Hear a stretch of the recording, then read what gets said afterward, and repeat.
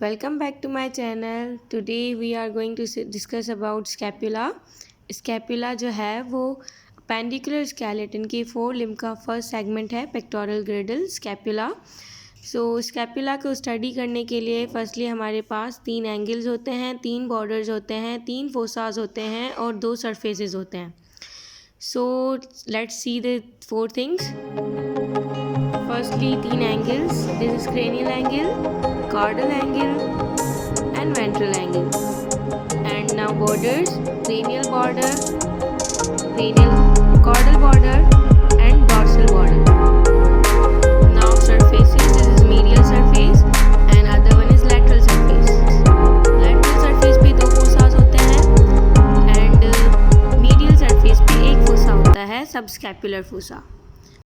Hopefully आप लोगों को एंगल्स, बॉर्डर्स, सरफेसेस के बारे में पता चल गया होगा। तो अब हम स्टडी कर रहे हैं lateral surface of scapula. Lateral surface पे दो फोसाज होते हैं जैसे मैं आपको पहले दिखाया। तो एक सुप्रा स्पाइनस फोसा और इंफ्रा स्पाइनस फोसा। तो इन दोनों को डिवाइड करने वाला जो बीच में होता है वो स्पाइन होता है, इसको हम स्कैपुलर स्पाइन भी बोलते हैं। तो सुप्रा स्पाइनस फोसा है वो टूवर्ड्स हेड होता है और infra spinous fossa towards the tail होता है। और इन दोनों के बीच में जो स्पाइन है वो जो जहाँ ख़त्म होता है वहाँ पर एक प्रोसेस होता है जिसे हम एक्रोमियम प्रोसेस बोलते हैं। बेसिकली दो प्रोसेस होते हैं स्कैपुला के अंदर, एक कोरोक्वाइड प्रोसेस और एक एक्रोमियम प्रोसेस। एक्रोमियम प्रोसेस जहाँ पर ख़त्म होता है स्पाइन वहाँ पर होता है, और कोरोक्वाइड प्रोसेस जो इसकी ग्लेनोइड कैविटी के ऊपर होता है, मतलब मीडियल सरफेस पे अगर हम देखें तो वहाँ पे हमें दिखाई देगा कोरोक्वाइड प्रोसेस। अब ग्लेनोइड कैविटी कहाँ होती है? ग्लेनोइड कैविटी जो है हमारी वेंट्रल एंगल पे होती है। वेंट्रल एंगल पे जैसे आप देखेंगे तो यहाँ पे लेबलिंग की हुई है ग्लेनोइड कैविटी की। तो आपको यहाँ पे बी फिगर में ग्लेनोइड कैविटी के ऊपर कोरोक्वाइड प्रोसेस दिख रहा होगा। एनाटॉमी में दो टर्म्स यूज़ होते हैं, ट्यूबरोसिटी एंड ट्यूबरकिल। तो जो ट्यूबरोसिटी है वो लार्ज प्रोजेक्शन ऑफ बोन है एंड ट्यूबरकिल है वो स्मॉल प्रोजेक्शन ऑफ बोन है। ये दोनों जो टर्म्स हैं हर बोन के अंदर यूज़ होंगे, तो मैं आप लोगों को बता रही हूँ ताकि आप लोगों को आगे जाके प्रॉब्लम ना हो। और अगर आप लोगों को डायरेक्शंस वगैरह समझ नहीं आ रहे, जैसे मैंने क्रेनियल, कॉर्डल, वेंट्रल यूज़ किए, तो आप मेरे प्रीवियस लेक्चर दे सकते हैं, उनके अंदर मैंने ये डायरेक्शंस को स्टडी किया हुआ है, तो आप देख लें वहाँ से। जैसे मैंने बात की तीन फोसास की, दो लैटरल सरफेस पे होते हैं और एक मीडियल सरफेस पे। तो यहाँ पे वर्ड फोसा जो है उसका मतलब क्या है? डिप्रेशन, मतलब खड्डा वगैरह।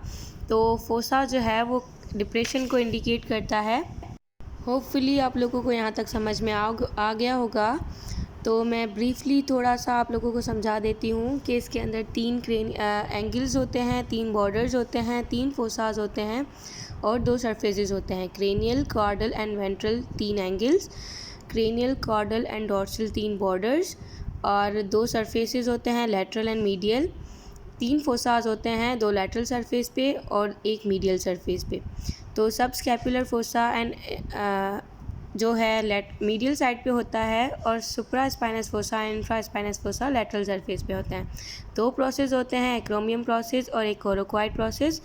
एक्रोमियम प्रोसेस जहाँ पे स्पाइन ख़त्म हो रहा होता है वहाँ पर होता है, और कोरोक्वाइड प्रोसेस जो है वो हमारे ग्लेनोइड कैविटी के ऊपर होता है।